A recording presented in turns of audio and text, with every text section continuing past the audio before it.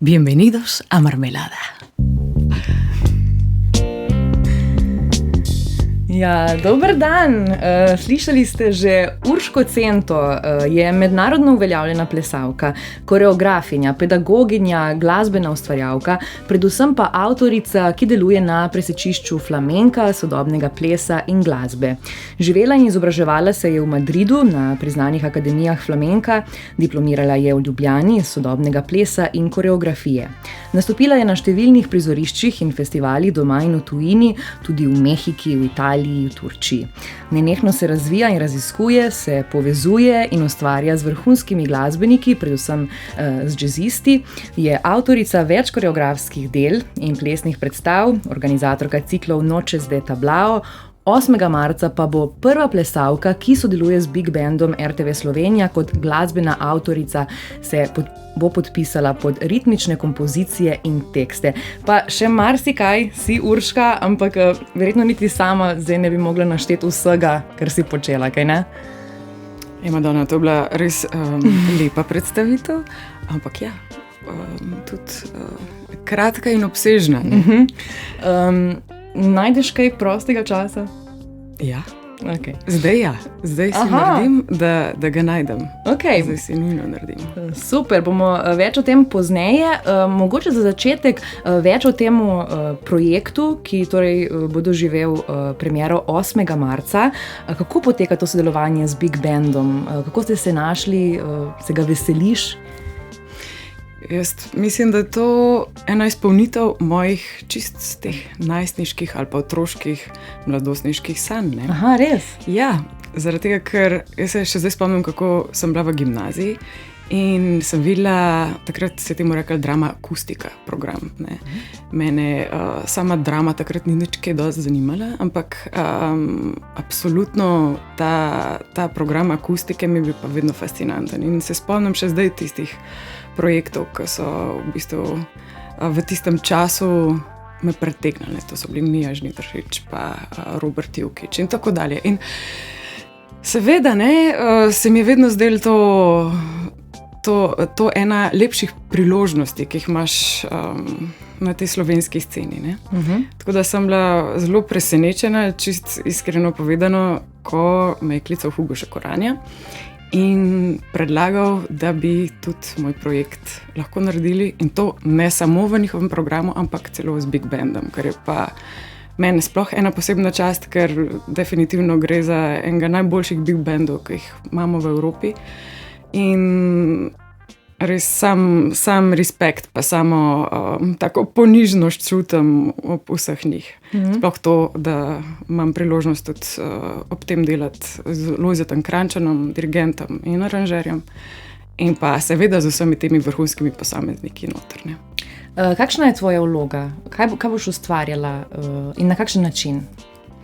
Jaz ničesar ne bi mogla v bistvu brez svojih ekstremno dragih, ljubih kompanjonov. In to so Jošt Lampret, s katerim skupaj soustvarjava Nomad, in pa Sentido Project, ki ga ustvarjam skupaj s Tadejem Kamplom. To sta dva basista, Slovenca, ob katerih je v bistvu ta moja cela glasbena pot v resnici zaživela. Tukaj pa še Guillermo Magil, ki pa je bil, recimo, on je star zdaj, da je reč 65 na blef.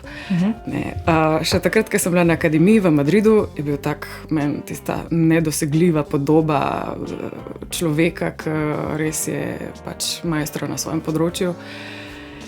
In pol se je kar enkrat zgodilo, da me je lansko leto povabil v svoj projekt, in potem se mi je zdelo, zaradi tega, ker on je pionir džeza v tem flamenko kontekstu, tako super, da lahko delam tudi par njegovih pisov, glasbenih kompozicij v svojem projektu, da sem si res želela, da bi bil tukaj bobnar za cel projekt. V bistvu živiš svoje sanje. Wow, to pa nisem nikoli pomislila, ampak dajva reči, da mogoče pa res. No, in da vidimo, kaj si sanjala, ko si bila še majhno dekle. Tako da kar začniva odpirati marmeladne kozarce. Roza je prvi. Tukaj pogledamo nazaj, kaj se je dogajalo, ko si bila še otrok. Imam strah. Ja. Vse je malo. Ojoj, ok, zdaj moram prebrati. Ja. Kaj te je odvrnilo od manekenstva?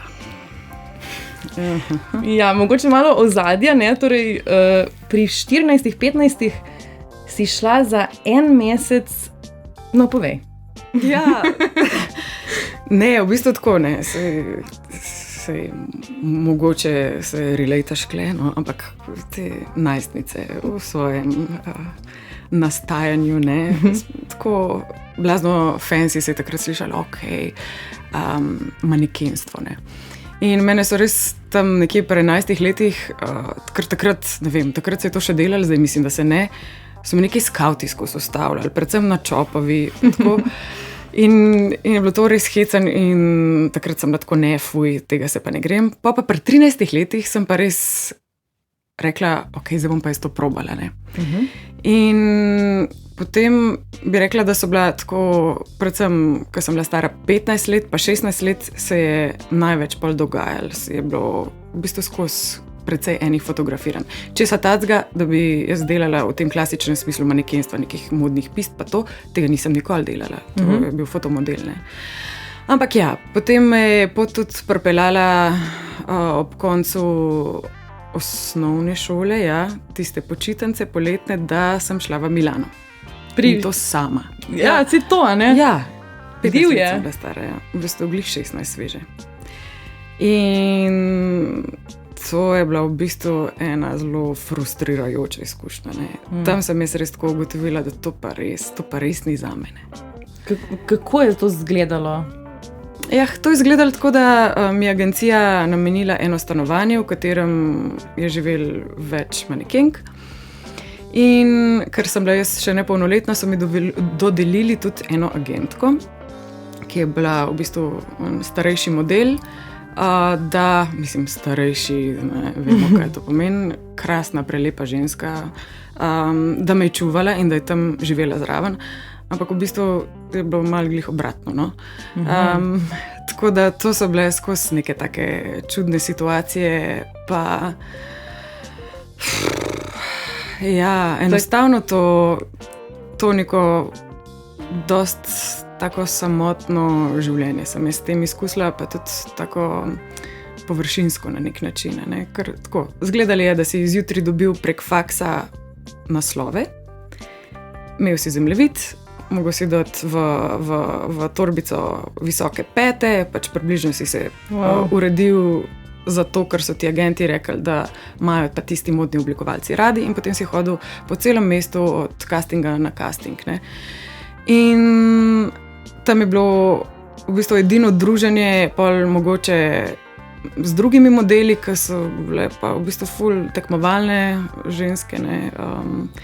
Pa blazno neke tudi droge, pa nekega vabljenja na neke partije, ker zdaj bom jaz čisto iskrena, to meni vse po eskortanju bolj smrdelo, ne dišalo, ja. Pa tudi, ni bil to nek svet, kjer bi jaz pa se sploh lahko kreativno izrazila, ker pa mi je bilo vedno nekako to, kar je bilo moje, kjer sem se jaz dobro počutila, ne. In v bistvu biti skozi to telo z utišanim glasom, to pa ni bilo za mene. Ko nobenega nisi ti zanimala, ne, verjetno, tvoja vsebina, kaj imaš za povedati?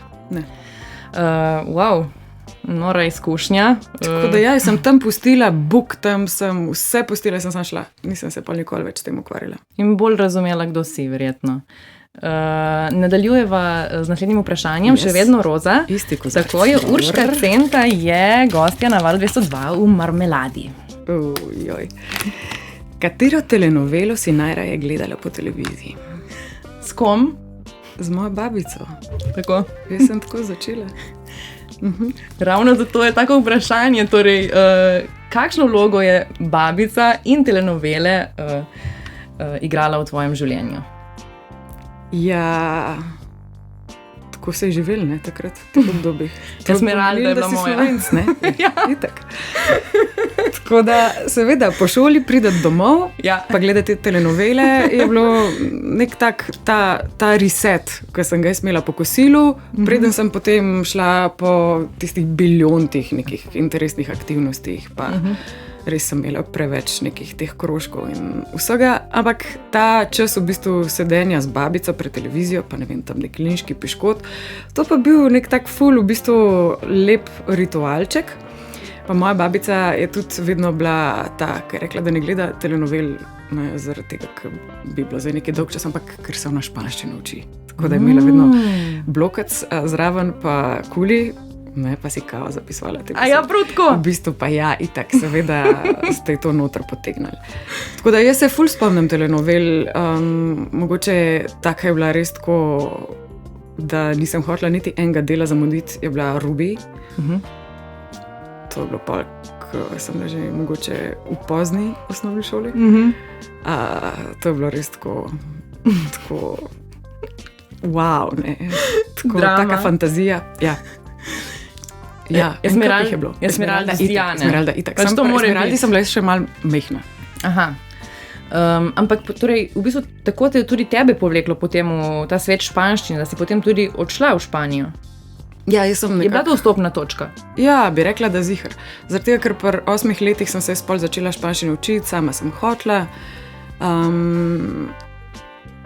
Pa v bistvu se mi tudi zdi, da je pomemben bil ta kontakt s samim jezikom, kako sem jaz sploh v flamenko vstopila. Pa mogoče zakaj mi je bil malo bližji, ali pa zakaj mi je bila toliko v bistvu ful hitro všeč glasba. Ne? Zaradi tega, ker takrat itak se oblikuje tvoja ta najstniška identiteta. Jaz sem pa flamenko s 11 leti začela plesati, pa sem se ful našla v teh tekstih, pa je bilo to vse tako fatalno in vse tako lepo, da ne, ful lepa v bistvu poezija se včasih pojavlja v flamenku. Tako da, ja, bi rekla, da je imel jezik ful veliko vlogo pri vsem. Rekla si, da te je povlekel v flamenko, ampak kje si se spoznala z njim in na kakšen način te je povlekel? Je bilo to nekaj razumnega ali je bilo nekaj nad tem? Ja, v bistvu sem prišla vanga po nesreč, zato ker ni bilo tistih plesnih klasov, na katere sem jaz hotela hoditi. To so bili zelo konkretno neki romski plesi. Jaz pri 11 nisem bila v bistvu primerna za tisto skupino, ker so bile same odrasle ženske tam. Pa je moja sestrična povedala, da pa imajo neko Argentinko, ki na njihovi osnovni šoli uči flamenko ob popoldnevih in sem v bistvu tako šla samo sprobati in potem kar ostala. Ostala ja, in zelo sem se našla v njem. No. Kaj ti je všeč na flamenku? Zdaj, danes nekaj čist drugega kot takrat. Ne. Zdaj ga v bistvu bolj občudujem kot nek blazen skill, zaradi tega, ker sploh fulene virtuoznosti zahteva, ne? In od glasbenika in od plesalca. Tako da kot plesalc si vedno kar skozi ponavljam neko glasbeno telo, inštrument. Ker vse to, česar se moraš učiti, ni samo za to neko znanje kompozicije, giba, samo koreografsko tako znanje, ampak je tudi glasbeno znanje, se pravi perkusije. Ne? Pa konec koncev tudi zelo tako globje poznavanje glasbe, zaradi tega, ker flamenko je v originalu improvizacija, ki jo vodi plesalc. Tako da plesalc mora znati usmerjati s kodami svojimi ostale sodelujoče, se pravi čisto v tem, zdaj, če govorimo o tradicionalnem kontekstu, kitarista in pevca. Tako da mora zaradi tega blazno dobro poznati forme. Ne? In tudi vedeti, kaj početi z glasbo, kako jo upravljati. Ne? V bistvu je kot nek dirigent znotraj v svoji funkciji. Ne? Tako da absolutno je eno odprto uho nekaj, kar zelo pomaga pri plesu. Je toliko muzikalen. Marmelada.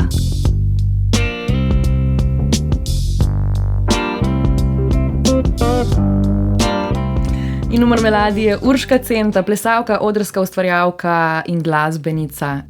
Prišli smo do Modrega kozarca. Ta nam bo odprl pogled na to tvojo kariero, kako se umeščaš v svetu. In še marsikaj. Poglejmo, kaj je prvo vprašanje, ki si ga boš izbrala. Okay.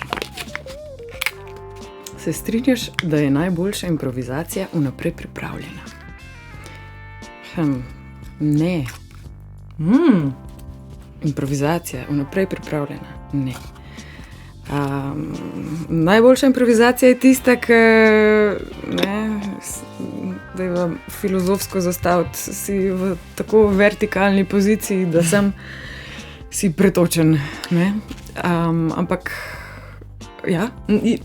Zdi se mi, da moraš imeti ogromno enega znanja in vaje, da potem lahko v bistvu se igraš s temi ingibi, da se tako prepustiš, kot si zdaj rekla, da imaš toliko možnosti, da te potem odnese. Na ta način sem mogoče mislila. Ja. To pa seveda, ne, večje, ko je to polje, po katerem ti lahko posegaš, ne, po svojih toolsih, po tem enostavno tvoje znanje. Seveda bolj bogata je lahko ta improvizacija ali pa bolj točna je lahko v nekem smislu, ne, zaradi tega, ker lahko dostopaš do enostavno toliko več vsebin prek nje. Tako da jaz sem jo najprej spoznala preko flamenka, ampak in potem v bistvu preko glasbe, dajva bolj konkretno reči džeza, ker sta si tukaj flamenko in džez podobna, ampak improvizacija je tudi nekaj, kar je zelo kot sama koreografska praksa uporabljeno v sodobnem plesu. Jaz sem sodobni ples študirala, tako da tudi to, kar je en del mojega dela zadnja leta, je predvsem ta stik z instantno kompozicijo. Kaj je sploh to? Ja, to je čist preprosto rečen način tvorjenja koreografije. Ne? Se pravi, marsikdo ima kakšno zmotno prepričanje o tem, kaj instantna kompozicija je, ampak v bistvu gre za et situm komponiranje giba. Ne? Se pravi, za blazno tvojo sposobnost notranje dramaturgije, se pravi spremljanja tega toka, kako ti kako miselni tok plesa sestavljaš, ne? Recimo na preprost način povedan. Pri nas imamo kar nekaj mojstrov, ki se s tem ukvarjajo, naprimer Andreja Podrazavnik-Rauch, pa tudi konec koncev Milan Tomašik in tako naprej. Je to praksa, ki je v našem prostoru prisotna že precej dolg časa in ki tudi v bistvu stara nekaj desetletij že, ne? Tudi v svetu. In zakaj te ravno to zanima? V bistvu veliko se ukvarjaš z improvizacijo. Zakaj? Ker v bistvu sem na neki točki prišla do tega, da mi daje tak velik prostor osvoboditve, da je res vredno iti tja, ker si v bistvu ranljiv, ful si nezaščiten, ful ne moreš predvideti, ne, kaj se bo zgodilo. Ampak enostavno je toliko bolj bogato, da sem se v bistvu, da nekako sploh enkrat, ko sem šla vanjo, nisem več mogla delati na tak način kot prej. Ne? Nisem mogla več tako zapirati samega recimo poteka konkretnega gibanja. Ne? Vedno je potem tukaj začela ratovati tako, da sem si postavila neke motive, ampak kako bom pa do njih prišla, bom pa prepustila temu, kako se v bistvu takrat počutim, pa kako sodelujem predvsem z drugimi ljudmi na odru. Tako da meni je ta improvizacija nekaj, kar je zares skill, kar je en tak prostor, kjer se ti zmojstriš. Ne? In je neskončen. Ja, kar tudi pojasni, zakaj si tako prepletena z džezovskimi glasbeniki. Kaj pa v bistvu ta želja, da začneš peti? Odkot je pa to prišlo? V bistvu, na nek način mi je bilo težko biti tiho na odru, sploh da. Jaz sem se najprej v tej vlogi človeka, performerja, ki uporablja glas,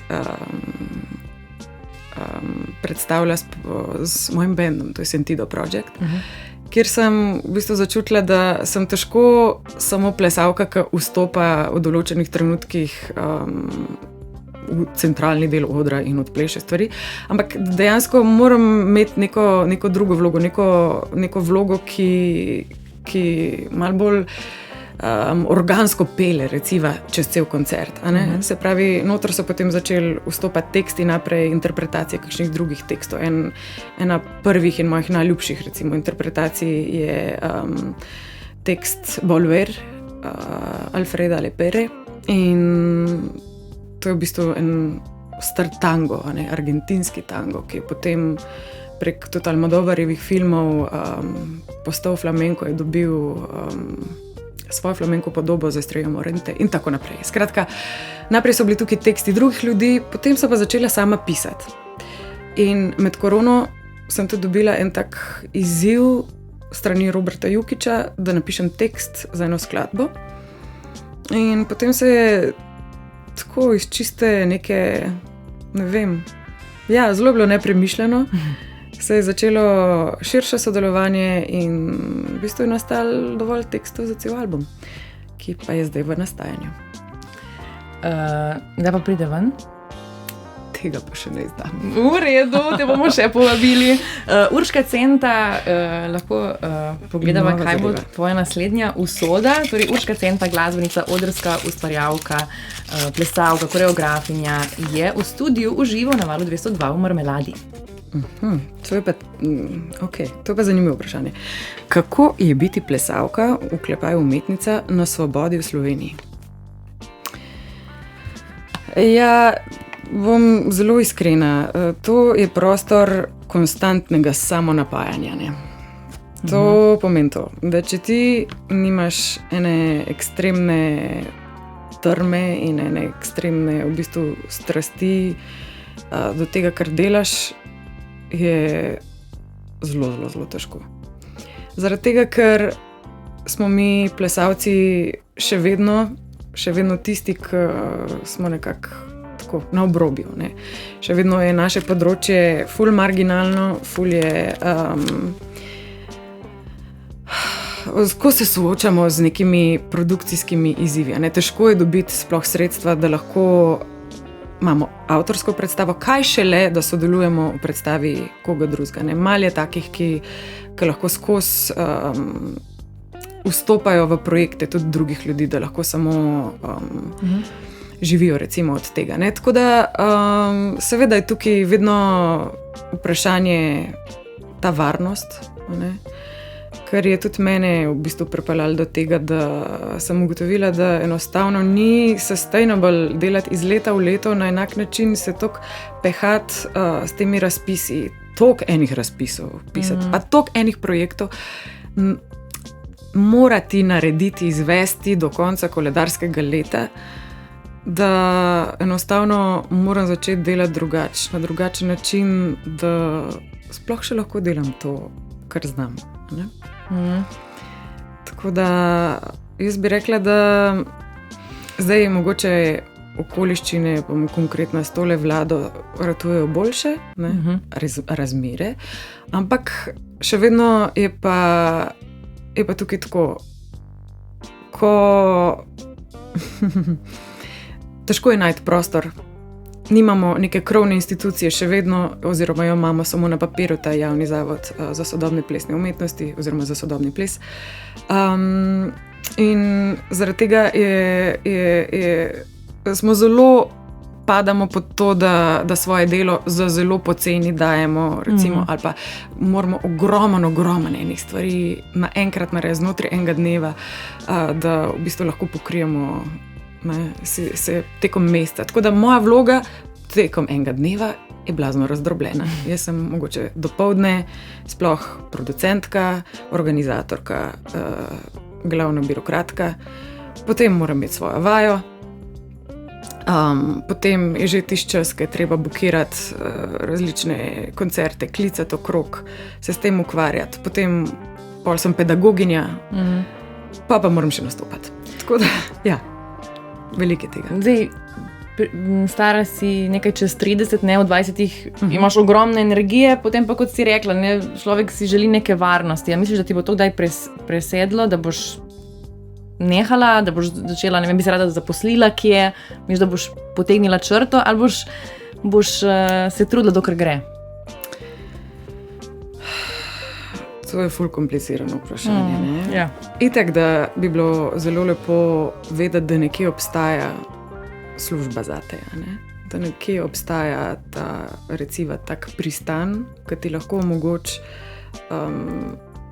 da pač nekje imajo korist od tvojega dela in da lahko za to dobiš mesečno plačo in zaradi tega ne rabiš toliko drugih stvari nujno zraven delati, pa jih še vedno lahko delaš zaradi tega, ker bi jih rad. Ne? Se pravi, to bi bilo itak krasno. Ne? Samo mogoče v tem našem sploh slovenskem prostoru tukaj in zdaj jaz ne vidim te možnosti. Ne?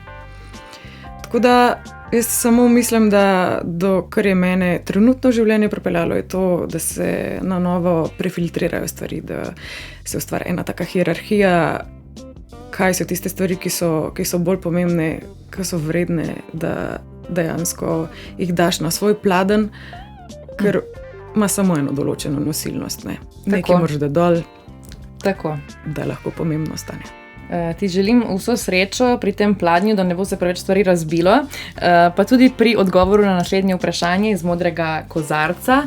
Še vedno sva pri svetu in karieri. Urška Centa je naša gostja. Kaj ti je bil najtežji del študija v Španiji? Samo da ponoviva, na 2 akademijah si se izobraževala. 2 akademijah flamenka. V Španiji, v Madridu sem se izobraževala naprej na Centru za visoke študije flamenka. Tam sem tudi, od tam sem pobrala ogromno znanja, predvsem teoretičnega. Potem na drugi akademiji, ki pa je bila neformalna, ki je Amor de Dios in ki je v bistvu najbolj taka, da reči, pomembna akademija flamenka sploh, ker ima neko najdaljšo trajektorijo, se pravi, najdlje obstaja, pa tam so res začeli učiti sami pionirji flamenka. Tako da si lahko štel, mislim, moja generacija še v blazno čas, da je lahko delala z določenimi ljudmi, ki so bili prvi v tem, kar je takrat nastajalo. Ne? Flamenko je v bistvu zelo mlada umetnost, je star zdaj 120 let približno. Ne? Datira prva omemba v 1850, ampak tako zares se je pa začel izvajati, ustvarjati v začetku tam 1900. Ne? Skratka. Jaz bi rekla, da najtežji del je bil ta moj notranji svet. Zaradi tega, ker mi je bilo blazno težko, kljub temu, da sem jaz flamenko tako skozi čutila za svojega, najti vsem pripadnost. Ne? Ker v tem svetu je še vedno dosti vladal ta neka, tako mogoče na en način rasna neustreznost za flamenko, a ne pač tako, da ti nekaj ne pripada, zaradi tega, ker ne samo, da nisi Španc, ampak tudi nisi Hitano, ne? Ker še vedno je na Amor de Diosu zelo bil en tak velik del ljudi, ki so bili Hitanosi, pa ki so zelo si lastili, ne? Da je to v bistvu to je njihova zadeva. Druga stvar je bila pa to, da jaz sem bila vedno večja od vseh mojih... Višja. Ja. Precej višja od vseh teh mojih sošolcev. Ne? Tako da pol v bistvu ugotoviš, mogoče pa ne bom mogla tako v kompaniji nikoli plesati. Tudi so plesalci niso sprejeli. Ne sploh, da niso sprejeli, ampak zato pravim, da ta moj notranji svet je bil skozi tako v neki... skozi v nekem konfliktu, ne? Zaradi tega, ker sem se skozi počutila neustrezno. Videla sem sam, česa ne morem, ne? In se tudi na nek način pol kar oblikovala v solistko. A veš? To je ful hecam. To v bistvu do teh takih stvari šele zdaj prihajam. No? Do takih razmišljanj, tako, ker se res vprašaš, en super članek sem prebrala, naprimer, your profession is your trauma, a ne? Se pravi, tvoj poklic je tvoja travma, ne? Torej, a veš, kaj so bile zares kaj so bili tisti vzgibi, da so te pripeljali do tega, da zares delaš, kar delaš, ker jaz sem samostojna delavka, ne?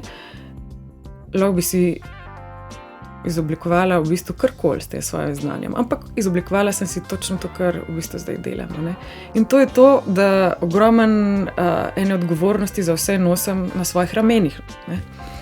In da si svobodna, sama sebi svoja šefica. In ta svoboda je nekaj, kar se ti na prvi pogled zdi to, po čemer nekako vsi stremimo, ne? Nekaj krasnega. Po drugi strani pa pomeni tudi to, da nihče ne stoji za tabo, ko ti ne moreš več. Nihče v bistvu te ni sposoben prijeti takrat, ko v bistvu ugotoviš, da ne moreš biti skozi sam, ne moreš skozi producirati, ne moreš skozi sam dajati. Včasih moraš tudi prejemati, ne? Tako da, ja. Veliko modrosti. Ja. Veliko modrosti je prišlo. Pa to se mi zdi, da hvala Bogu, da sem zdaj v tej krizi.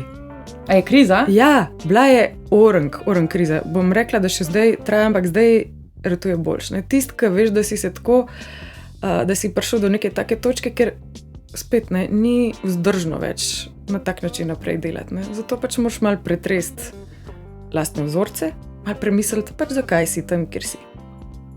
In ti si v Marmeladi na Valu 202. Sladko je.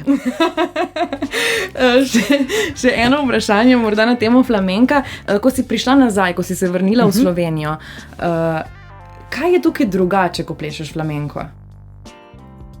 Kako Slovenci sprejemajo ples? In kako se ti počutiš, ko ne plešeš za špansko občinstvo ali pa za mehiško, ampak za Slovence?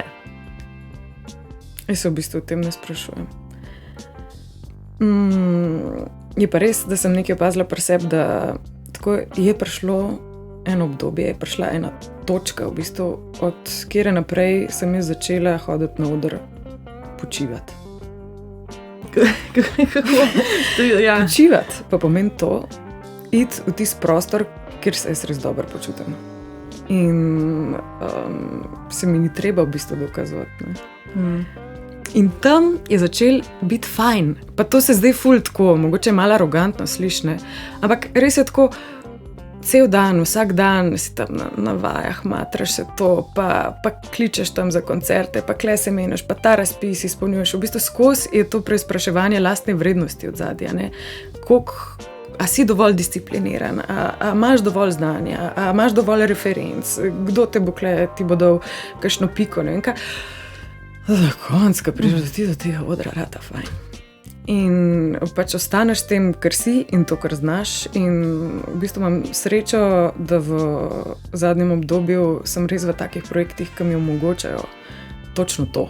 Da ni treba se formatirati, ampak da res mogoče, če tako pogledam, lahko sam neko svojo celost prek njih izrazim. Zaradi tega, ker enostavno lahko celo svoje znanje pokažem v njih. No, tako.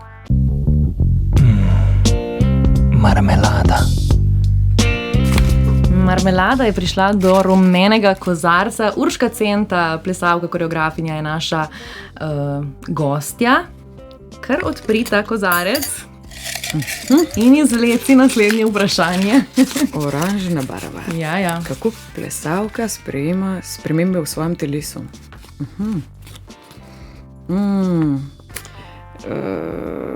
Ja, jaz bi rekla, da vedno bo milo. Ano? Tako, na nek način vedno bolj, ja, kako pa ne, jaz to zdaj povem. Mogoče tako, vstop v 30 leta absolutno ne pomeni nobene starosti. Pomeni pa to, da vseeno opaziš neke spremembe, mogoče prvič na sebi. To, da več časa rabiš za kakšno rehabilitacijo, pa da moraš več počivati, pa da ne gre vedno iti do konca, ker je telo, ker si telo ti, a ne? Tako da mu moraš dati tisto, kar potrebuje. Se pravi, se moraš do njega bolj odgovorno obnašati, poslušati bolečine. Jaz dolg časa sem bila tudi na tak način šolana, da bolečin nisem poslušala, ne? Da so bile bolečine nekaj, kar si ti potisnil na stran. In tako sem kar nekaj časa plesala, naprimer zlomljeno se zamojitko, to je stopalna koščica v stopalu, ne? In si s tem naredila ogromen škode, ne? Rekla si, da si bila šolana na ta način. Tudi na akademiji so vam rekli, da pač potrpite ali na kakšen način? Ja, sploh mogoče direktno v flamenku je še vedno veljala tista taka trša vzgoja plesalca, ne? Vzgoja plesalca, ki je navajen potrpeti, ki se v bistvu žene za nekimi cilji in ki mu ni v bistvu dano znotraj institucije nobeno znanje, nobeno poznavanje svojega telesa, ne? Se pravi, tukaj smo se mogoče plesalci dolg časa zelo razlikovali od športnikov, bi jaz rekla. Zaradi tega, ker športnike vseeno navadijo na ta način skrbeti za svoje telo, ker češ toliko, kolikor treniraš, toliko je pomemben ta počitek, ki ga ti narediš, ta regeneracija telesa. V vzgoji plesalcev pa to zelo dolg časa sploh ni bilo nekaj obstoječega, ne. Se mi zdi, da je prisotno šele zadnjih 10-15 let, tako da se mi dejansko vprašamo, koliko je smiselno telo izčrpavati in kaj me bo to sploh, na kakšno pot me bo to sploh pripeljalo. Ampak ti boš svoje učence učila tako, da bo prav. Na hitro v dveh stavkih, mogoče so še odgovor, nisem vedela, da je toliko že ura, samo na hitro pogledaj vprašanje in morda odgovori z da ali ne. Ali je Slovenija premehna zate? V nekih pogledih mislim, da je čist prav, da rečem ja. Zaradi tega, ker ima Slovenija en tak zelo svoj specifičen prostor, v katerem je mogoče marsikaj na recimo gledališkem področju, a ne? Tukaj so institucije, ki celo to, ne, ki cel ta svet nekako regulirajo, pa glasba ima svoje institucije, pa tako, mogoče ples je pa tukaj tak, ki je malo manj zaščiten, ampak tudi tako, da povem. To, s čimer se jaz ukvarjam, je primerno tudi za večji prostor, ni omejeno samo na Slovenijo, bodi si zaradi jezika ali pa zaradi česa drugega. In je univerzalno, vsi lahko razumemo, ko te gledamo in doživljamo s tabo. Se vidimo 8. marca in pa tudi upam, da kje v tujini. Urška Centa, srečno naprej in hvala, ker si bila gostja Marmelade. Hvala za vabilo. Marmelada.